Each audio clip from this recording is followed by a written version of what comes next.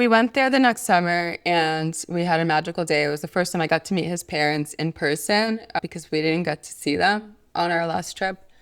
We'd had video calls from Miami and we just had a magical day in the capital. And then we went to the seacoast to our friend's condo he gave us for the week. And it was like just a really perfect night. And I remember up until that point in my life, it was first time I'd felt like everything was perfect. There were no problems. Like life was just really wonderful and everything felt aligned. Have you ever kept moving through grief, trusting that momentum was the same as healing, only to realize years later that your body had been keeping score the whole time? Chanoa Inez built her life's work from exactly that reckoning. This is the Your Next Success podcast, and I'm your host, Dr. Carolyn Segal. I am a life-first career coach and strategist on a mission to normalize questioning your career, because I believe each of us is made on purpose for a purpose only we can fulfill. The Your Next Success podcast is where we explore how to build a career that truly fuels your life.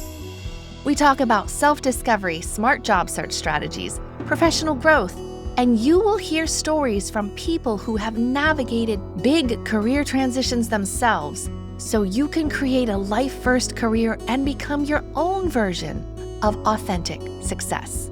Chanoa Inez is an author, advanced meditator, and a personal brand strategist who built a copywriting career helping others communicate who they are before a profound loss called her to do that work for herself.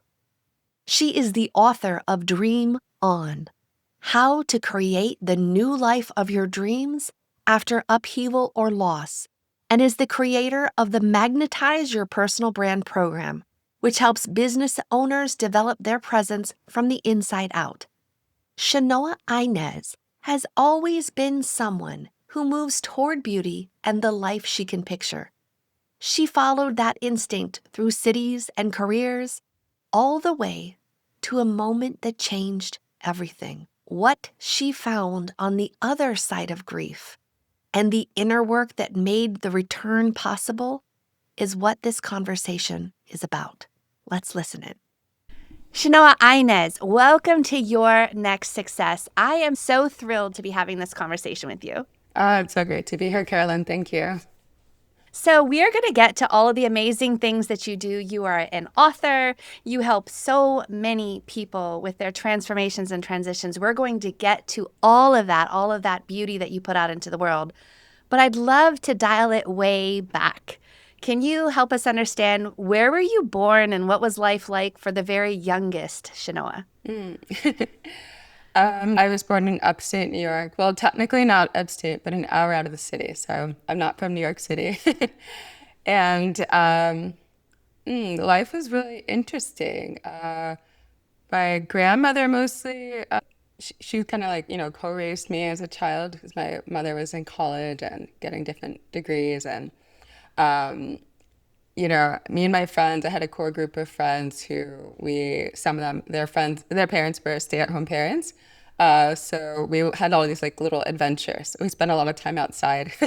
There was always somebody awesome. who could, kind of supervise one of our next whims. And there was a lot of imagination involved, we'd put on little plays and make costumes, and there was always something very interesting going on. Oh, that's awesome. Now, did you have a certain role that you usually went to in those things? Like, were you the one designing the play or designing the costume or coming up with the plot?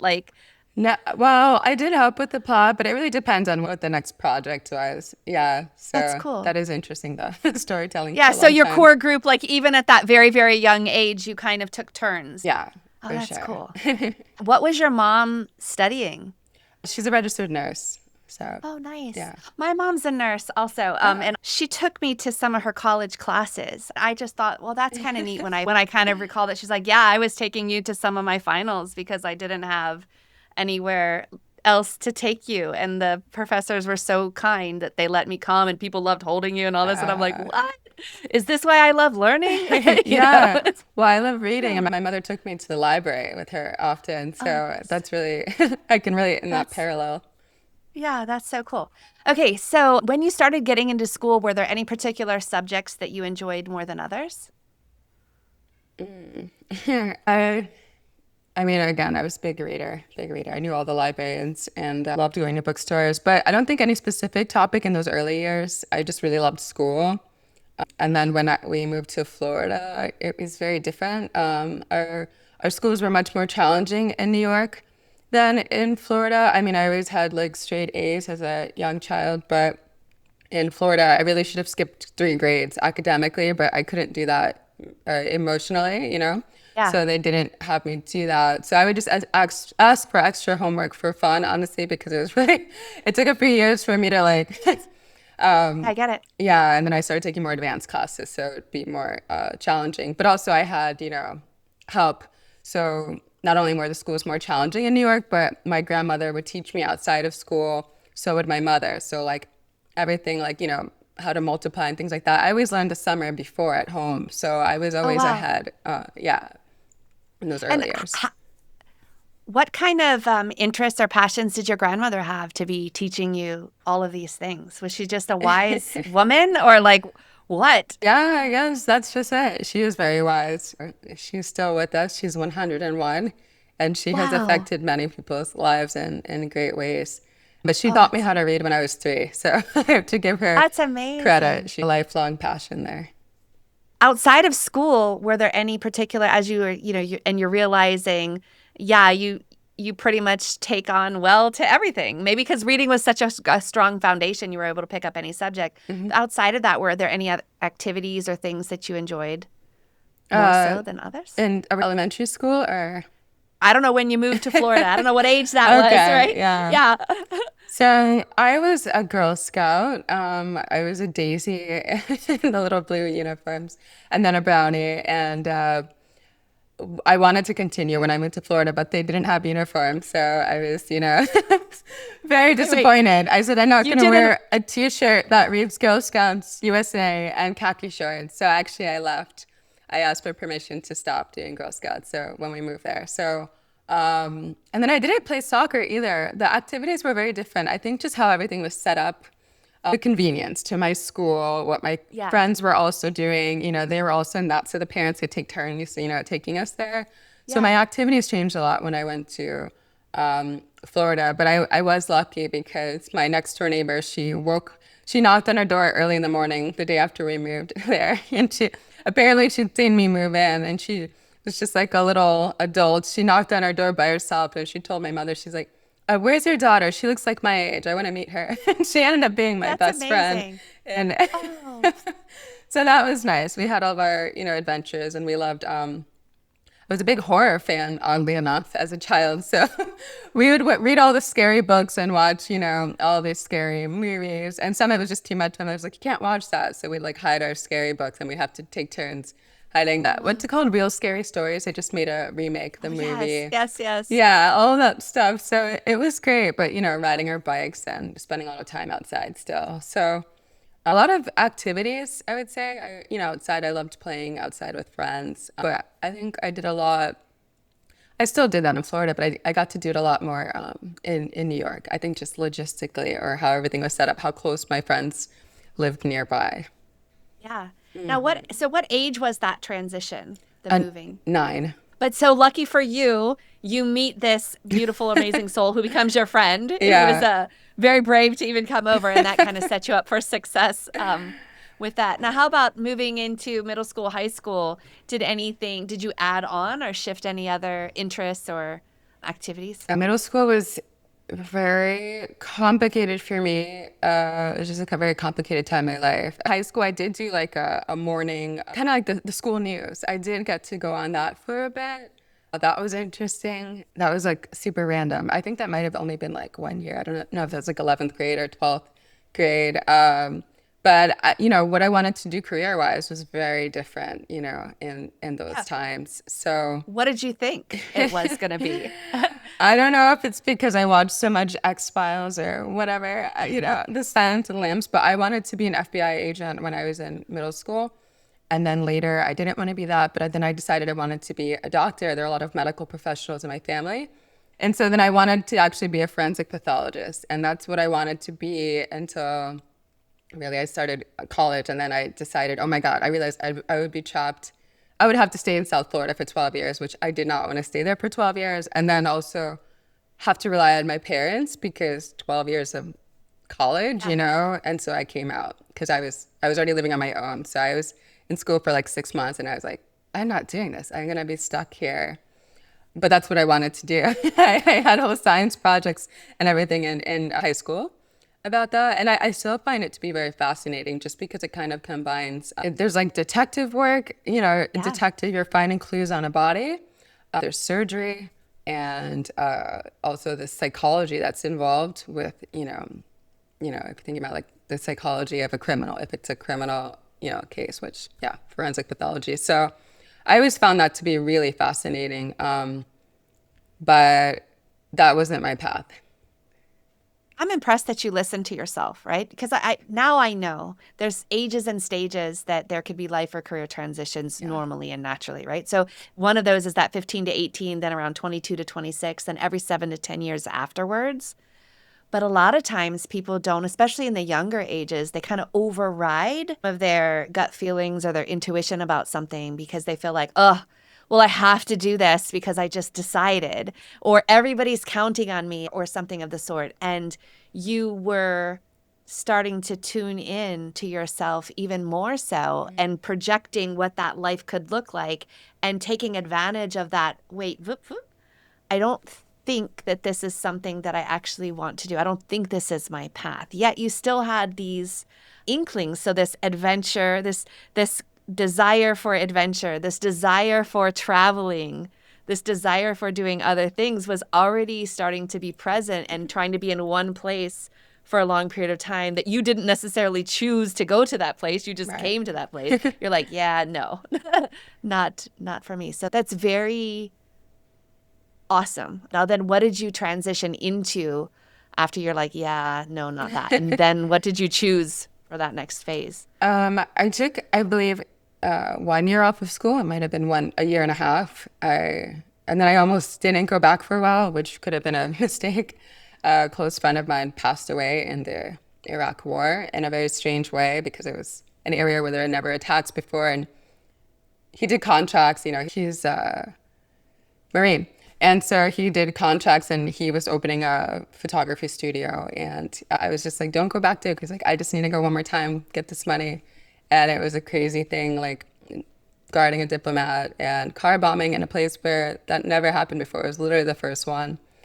So I was so distraught and I really was going to take more time off. But thankfully my guidance counselor at the school, I went there for a meeting. She called me, like begged me to come in and just said, please don't take more time off, you know, like take a little bit more time off while you're grieving, but come back. And she lost a lot of friends in the Vietnam War. So she was able to relate to me. So I still thank her to this day that she encouraged me to enroll in that next semester. Yeah, she met you with compassion and showed a genuine care and concern for you and also was able to relate. Yeah. So then what did you end up getting your degree in then? Yeah. So actually this was one of the hobbies I skipped actually. I always loved fashion and I ended up going back to school for fashion merchandising. So I went to an arts university and it's really funny because, you know, in high school, everyone knew you couldn't touch my fashion magazines. If I bought a fashion magazine, no one can touch it until I've read the whole thing. And I would never even surprise myself by skipping ahead. I had to go page by page. It was like a whole ritual. And then I would annotate in the margins and add notes and things like that, things I would change or...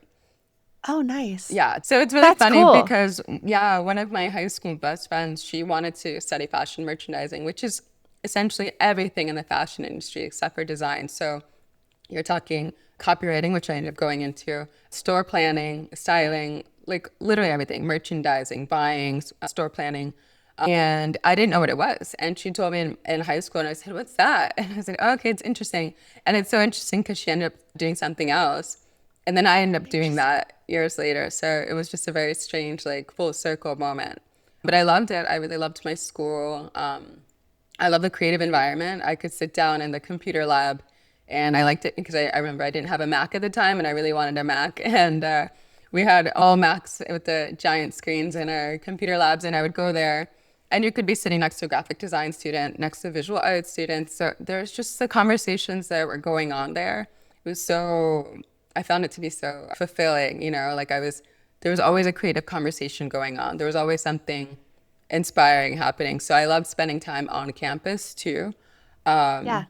I'm curious, the notes that you used to annotate about the things that you saw in the fashion magazine, were they about the fashion or were they about how the person was showing up?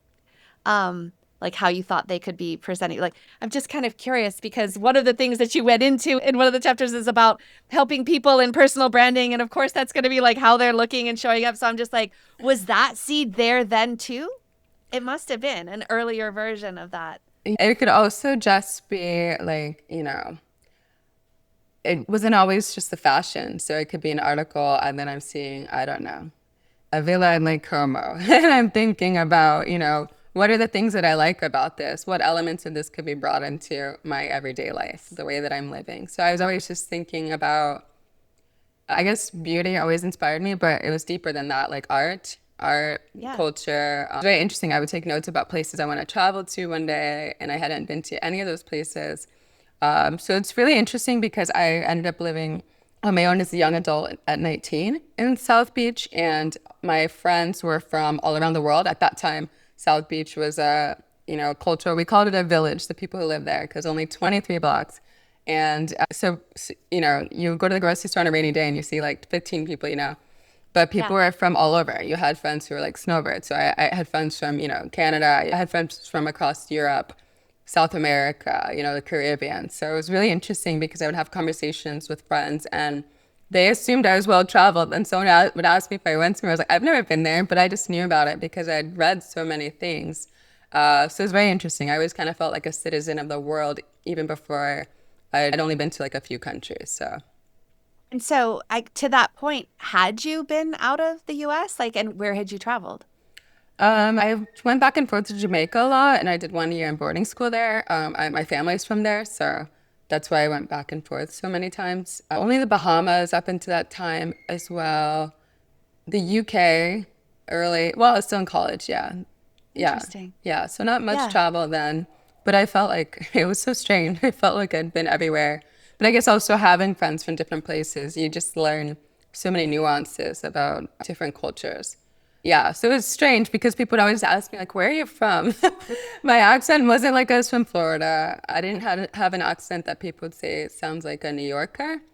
But I had friends from so many different places, you know, Germany, France, and I think it just Yeah. became just like kind of hodgepodge, kind of like a hybrid kind of like accent where I was like, I don't know. I would just explain, I don't know. I know people from everywhere. I don't know what this accent is I have, but It's there it mine. is.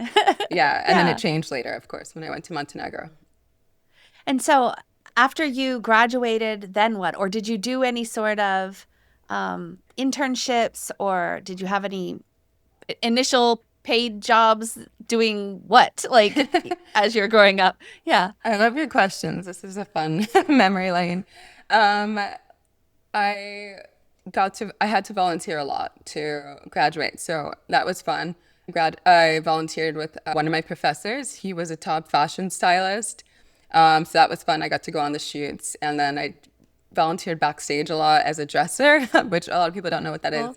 So fashion models need help getting dressed backstage when there's a fashion show because you're on this timing schedule.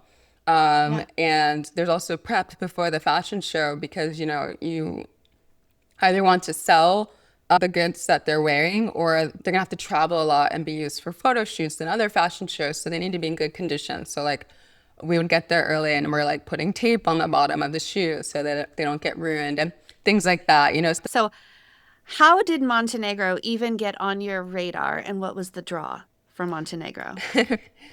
So, since I had friends from everywhere, I had friends from that region, and I always thought it was really appealing. Like I would like to visit.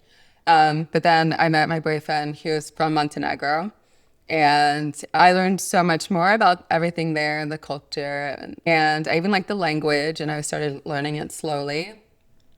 So when I finally went on vacation, it was really amazing. I was like, I didn't want to come back. I just had such a good time. So people saw the pictures and videos I shared, and they were asking me about vacation when I came back, and I literally couldn't talk about it. I was just like, I don't want to talk about it because it was just really difficult for me to come back. Because again, the theme is I always wanted to leave. I always planned to leave Miami. I love it for vacation, but I didn't want to live there.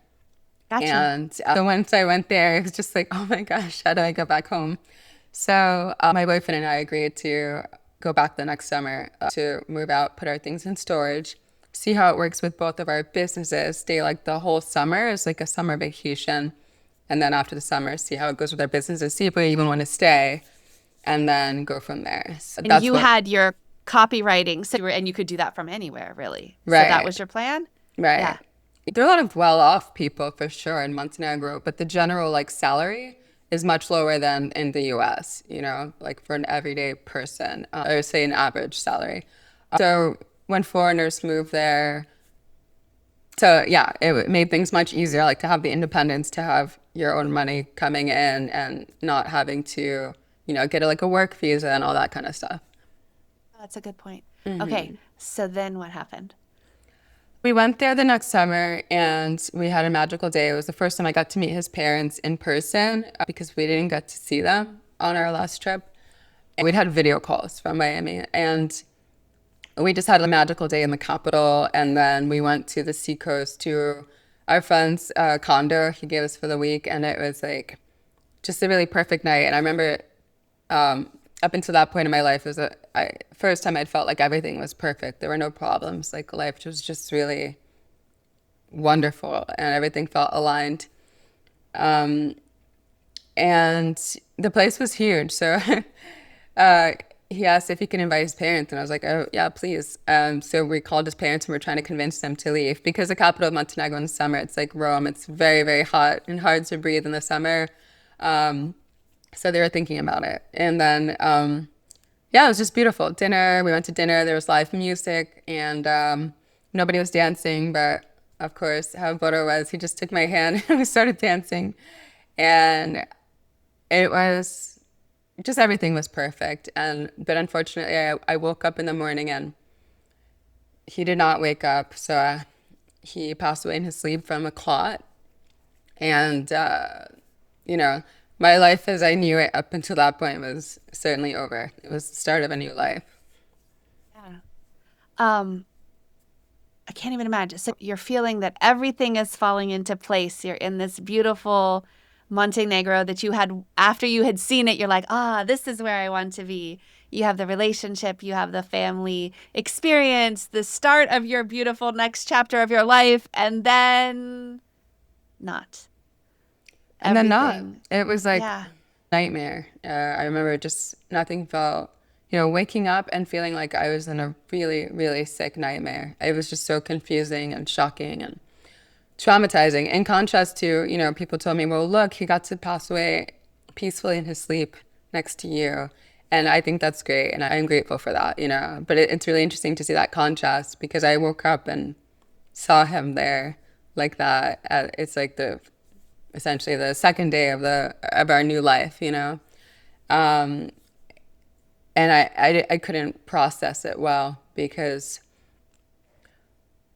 I didn't have any tools up until that point in my life. I didn't meditate. I didn't do anything. So anything difficult I'd gone through, I just kind of like, you know, drive that with me, or just like, you just keep moving forward, right? Oh, did you try to stuff it down or pretend like it didn't happen? I used to try to stuff no. like what did you do before? Like, no, I threw myself into the grave. It was too much. Everyone's trying to tell me you have to like measure your emotions. You know, I didn't realize what it could do to you physically, you know, to your health. But I was just, to me, it was like my world was over for a long time. You know, I can't imagine that anything like that would be easy, no matter where somebody is in their life. Yeah. But it was really a dark period for me, very dark. And I remember there was like a long time that was kind of scary because there were like 6 months at least where everything that used to scare me, it didn't scare me anymore. And I was like, oh, this is strange, because I just felt numb. I was just like, I really didn't care. And I mean, the funeral was so hard. I remember thinking like they're taking the casket down, and I was thinking I wanted to just go in there with him. I was just done. It was really hard. He was my best friend.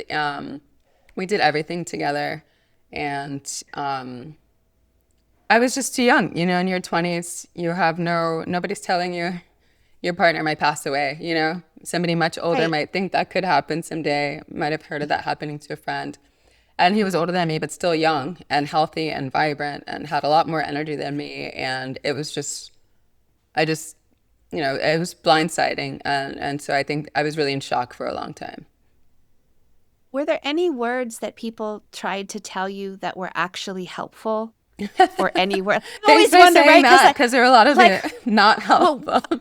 Whenever somebody passes on, it always seems very unexpected, right? It's just like, wait, I didn't realize it was going to be today or not. True. And yet also, as a friend or a family member or somebody who loves somebody who then experiences such a grief or a great loss, it's like, I don't know what to do to help. I don't know that I can help. I don't know what to say. I don't know what not to say. I don't know. Everything is wrong. Nothing makes sense. How can I even be there or show compassion? But like, how could somebody have even been there or shown compassion for you in a way that was actually helpful? Are there any words that could even be helpful from it? Like, I don't understand what to do. Oh, I don't remember specific words, but I do really remember like the support of his family. I spent a lot of time with his parents that summer. I decided to stay in Europe.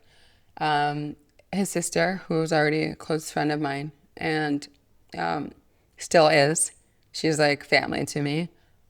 She came there, of course. She flew there from Florida, and her daughter. And I don't remember any words, but I just remember that support, and also that we all were grieving him differently. We all had a different experience of having him in our lives, right? Yeah. He meant something different to all of us. But we all felt that loss, and being and having each other. I would just say it's more like an energy thing and spending time Yeah. together. Yeah. Why did you choose to stay? Or was it even not a choice? Like you just needed to still be there? And you know, I just really was not happy living in Miami. And I thought to go back now, and then there's going to be so many people who don't even know that he's passed away. I'm going to be bumping into people all the time asking me about him. I'm going to be running errands and thinking about him. It's different thinking about him in Montenegro, you know? We hadn't like established our daily routines there. It was a very different energy. It was more like this is his home country. It was just very different, you know? The other one would be like, I'm grieving. Everything reminds me of him. People, you know, I'm going to keep bumping into people with questions. And because I was so ready to leave there, so I thought grieving is hard enough, but then to be somewhere you don't want to live, and that's just like a whole other animal. And, you know, I've gotten closer with my family now, but I didn't need that, you know, our relationship wasn't such that I needed their support to go back there. That was not going to be the thing for me. So I needed to be somewhere where I was happiest. And I think it really helped, you know, being in Montenegro, being exposed to nature so much, spending so much time in nature every single day. That was very helpful. It was still a very super challenging time for me, but I know that really helped a lot. Yeah. Spending time at the beach, going, you know, walks in the, you know, forest and things like that. And then I got to do all of the traditions because he was Orthodox Christian. I ended up converting later, but to the same religion. We used to go to church a lot and do a lot of things at his church in Miami. So the traditions are like there's a funeral, and then there's like 3 days after that there's another gathering, and then there's 40 days later there's a gathering. So all those things that I would have missed had I gone back to, I mean, I would have done the 3-day, but I would have missed like the 40-day and things like that. If I'd been in the US. So I was really happy that I stayed. And it just felt right because, you know, my life ended. You know, I always say the Mayan calendar is right. My life did end in 2012. That was a new life that started after he passed away. So it was like, I think it was also an easier decision because it's like, well, when everything is completely gone, I was just now, and now I'm just starting up. It was easier to make that my base. Tell me more about this Mayan calendar 2012. What was that? Yeah. You didn't hear about that? I think I did, but then I forgot. But like, remind me now, because I'm like, wait a minute, why is this ringing a bell? Yeah. So, well, there's like, I know you remember the Y2K thing everyone talked about. Totally. I was in high school Yes. when that happened, and we're like, oh, nothing happened. Everything is Yeah. fine. Well, the Mayan calendar, people kept talking about in 2012 about how the Mayan calendar ends in 2012. So that's the end of the world. And it's really crazy because I'm like, actually, it did happen for me. And I actually have a lot of friends who also had life-changing, paradigm-shifting events happen in their life that year. So that's very interesting. I don't normally like ascribe to those kinds of thoughts, but I can't help but see that parallel there, really. Yeah. So then how did you start gaining some of these tools that you now know are so transformative and helpful? Yeah. And then how did you move forward, or how did you start gaining some of these things that you now Well, the know community are was helpful? sorry. Yes. So the community was just in the summer, and then against my, I had this thing I wanted to stay in Montenegro, but I took the advice of friends, which ended up being incorrect in hindsight, to move to Belgrade. So I ended up spending the first 2 years, half in Belgrade and then half in Montenegro. So mostly spring and winter in Belgrade, because Montenegro is very seasonal. And so they thought like, oh, you're going to be so bored, the off season, it's this and that. But it was actually, in hindsight, I should have lived there the whole year. I don't mind the quiet. And Belgrade was just kind of, it was a lot for it to be there and grieving. And, even like just the basic fact of having less sunlight during the winter. And when I moved there, my biggest client was headquartered between somewhere in Michigan and somewhere in China. So I would be on Zoom until almost 2 a.m, go to sleep, wake up, realize I'd missed all the sun, just like order food. And and so I think that also sped up the health issues I started having. I just started, my body just started getting sick all the time. And I could see I'd lost vitality. And then about 2 years in, thankfully, in hindsight, I started getting all of these food allergies, and one after the other, like I'm saying, like weeks apart. And I just was just like, what's going on here? I could eat anything and not read it, before. In hindsight, it's great because my body, I had all this unprocessed grief. I thought after the first 2 years, like any stress I had to do with what was happening in my life then. But I didn't realize I was carrying all of that weight because I never really did process it outright. I felt it so intensely, and then I just kind of kept going forward. So because of those health issues, it was nothing a doctor could help me with. A doctor, yes, somebody can go to an allergist, and maybe if they're lucky, they're taking those treatments, maybe after a few years, maybe their allergy might go away or decrease. So Right. I was looking for alternative paths. And because of that, that's when I finally started meditating and doing yoga. And I started reading really deep and wide in that transformation space. But nothing was really, I knew I was learning things. I knew I was able to manage stress better. But I also knew there was no reason why I shouldn't be able to completely be healthy again. It took me a long time to get there. I tried everything. I mean, I flew to the Amazon for a plant medicine retreat, and the shaman told me, you'd have to come back here like 20 times to be healed. And it was not like, it was a place that didn't advertise. It was only word of mouth. So it's not even like they were just trying to like collect money, and I really think if that's the path I took, it really, now I see in hindsight, it would have taken me that long. So what really happened is the turning point was I started missing the US after almost 7 years of living in the Balkans. And LA kept popping up synchronistically for me. So a friend who's from Montenegro who lived here for a long time, she lived in both places. So she asked me if I wanted to come visit because I got married, got a divorce, and she was like, well, you don't have to be here. She's like, what? And you work for yourself. Just come visit me. So I went to visit her, and it was just to kind of scout to see if I wanted to move here. But as soon as I got off the plane, I was mostly like, okay, yeah. I just felt very like, yeah, it was not at all complicated. So I moved here pretty quickly. And that's when a lot of things changed for me. Suddenly, I still had the food allergies at that time, but the food sensitivities, almost all of them went away. I could suddenly, Interesting. yeah, and I was on like a vegan diet like forever. I was doing everything because like my body just was feeling like it needed as little pressure as possible because everything was something. So I could finally start eating meat again. And I was like, oh my God, I had so much more energy, and that helped. And in hindsight, later on, I would realize just because I came out of my environment, every day I was seeing the same people, I was going to the same places. So I was wearing that identity. And I would always think about, when you're having health problems, it's really hard. One of the hardest ways to challenges, like blocks to healing, is that it becomes your identity. And so I saw myself like, it's like I was saying, I was a person who would feel like that and that and that. And if, it's at a restaurant, I have to give them like a litany of restrictions. So it was always top of mind. It's just things started changing. A lot of things changed in my life. And I continued that journey, meditation and everything. And it was now a decade since I'd been meditating.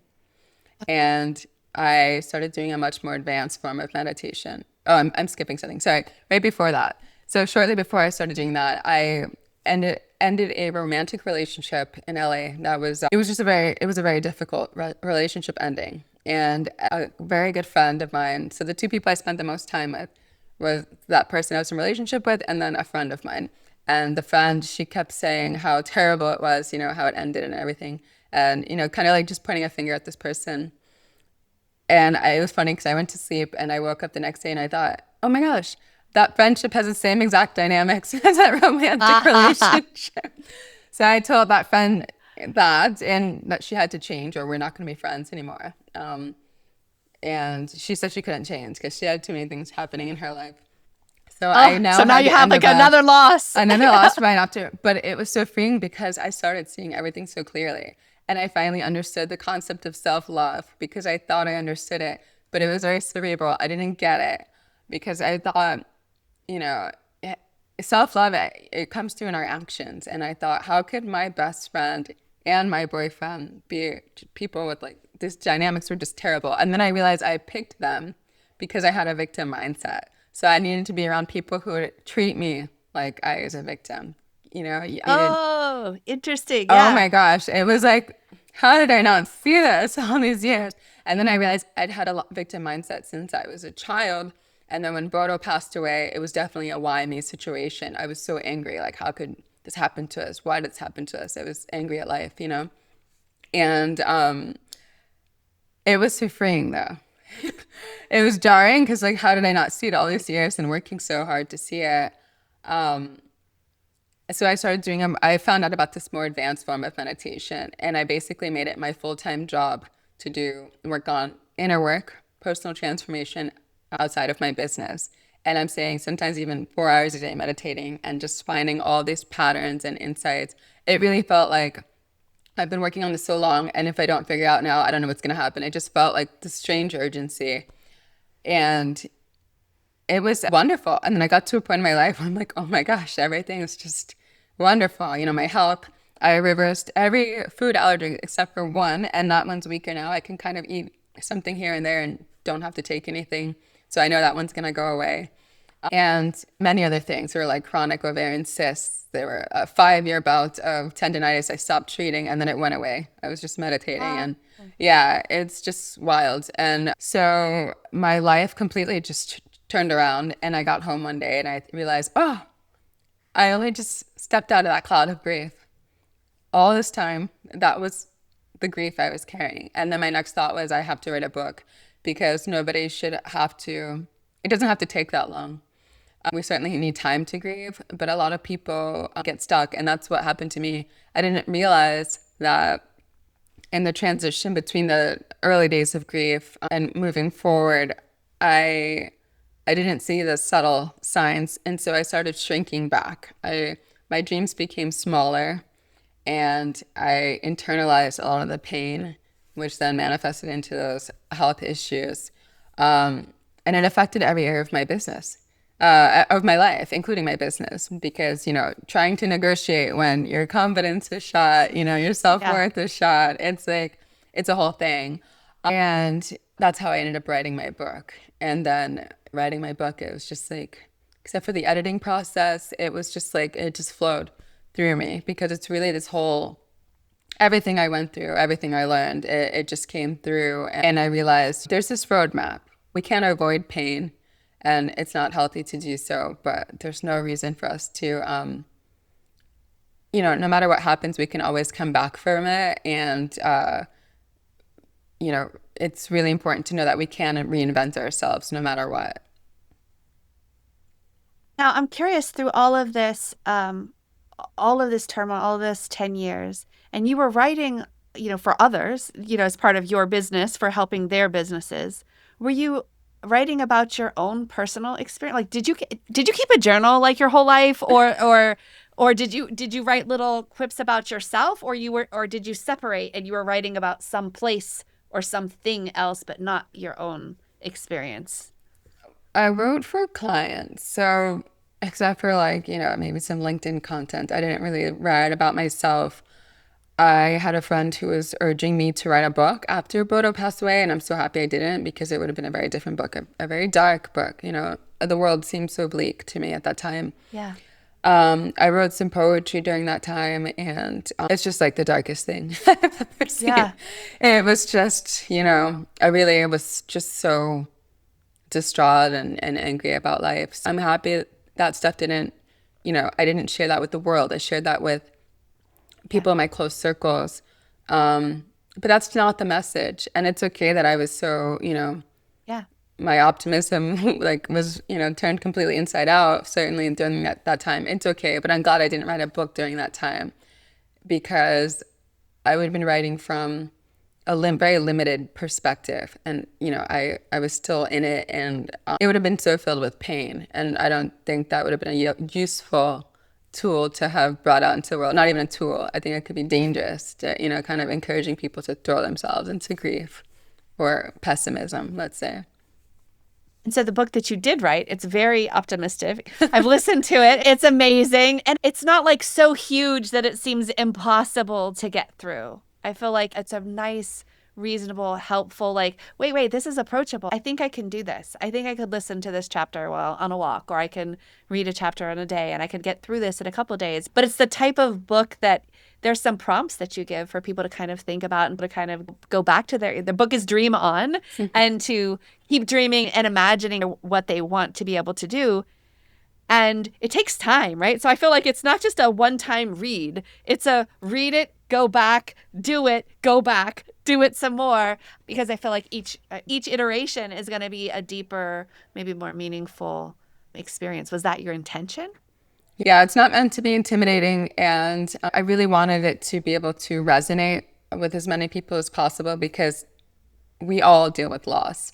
We all deal with setbacks. And it doesn't have to be the loss of a loved one. It can be, a business closing. It can be not getting into your dream school, you've been striving for years. It can be layoffs, And so it's really designed to be, obviously my story is in the beginning and that is a difficult story, but it's really uplifting read. It's designed to be kind of a little fast paced in that there's some momentum to get you through there, but it's really about this journey about coming back from feeling, spending time in those difficult feelings, whatever is happening. You're not trying to blow past your feelings or sweep it under the rug, but then you are, to kind of sum up that whole path, it's like you're enriching your relationship with yourself and getting that foundation solid. And then you're getting to the point where you're feeling strong enough, confident enough, and energized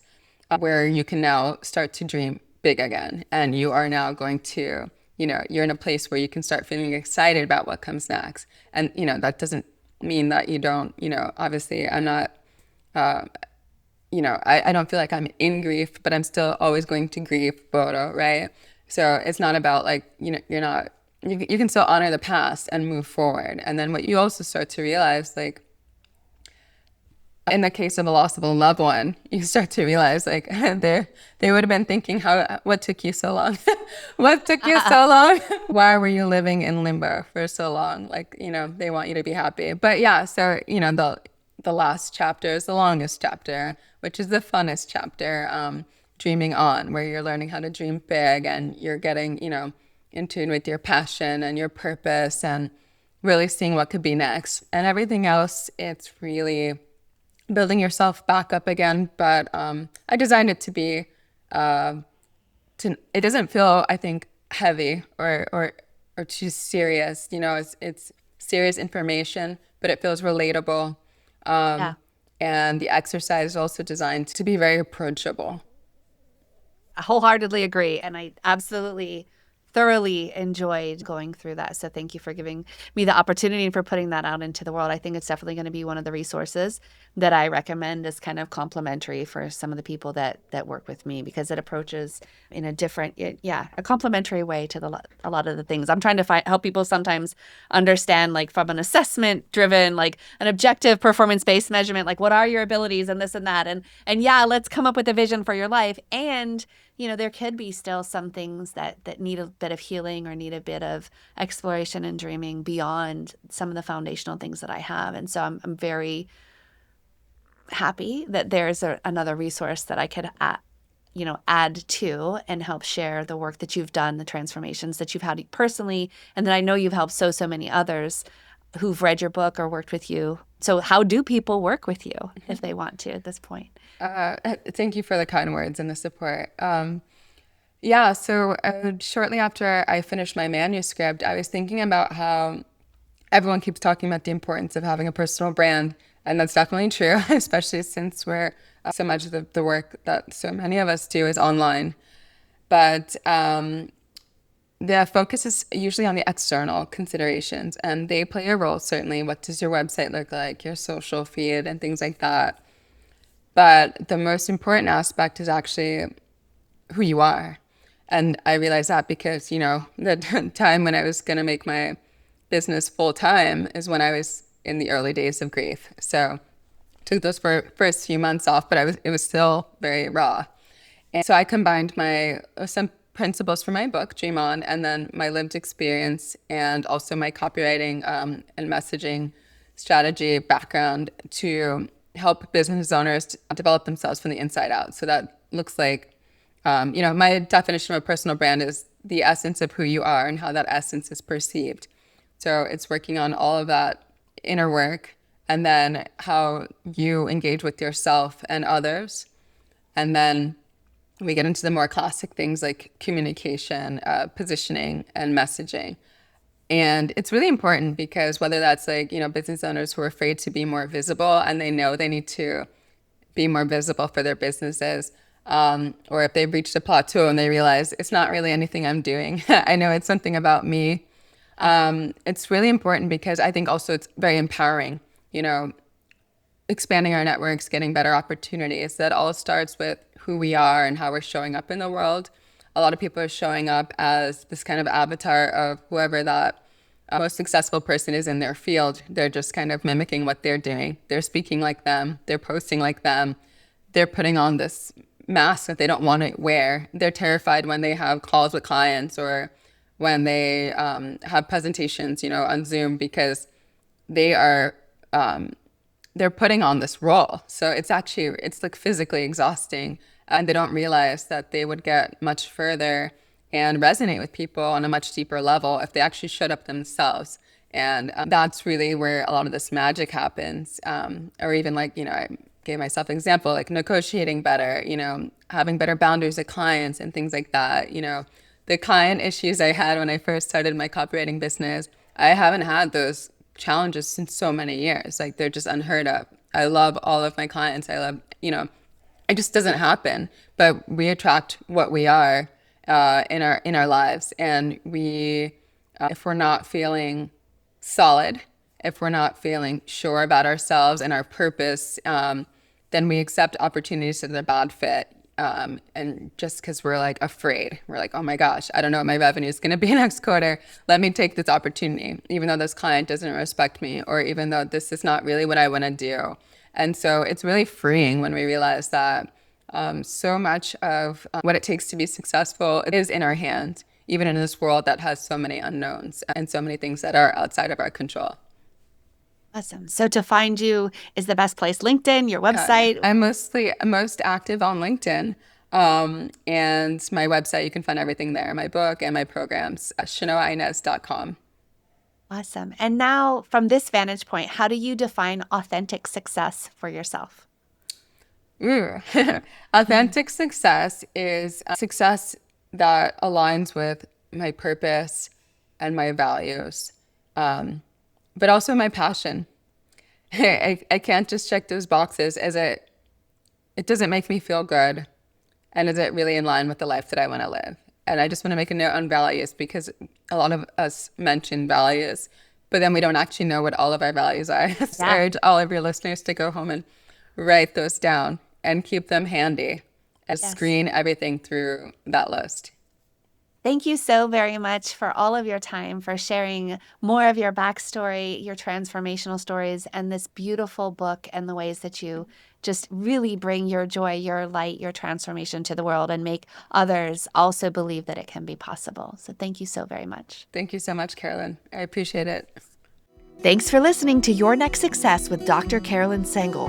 Remember, authentic success is yours to define and includes aligning your career to support the life you want.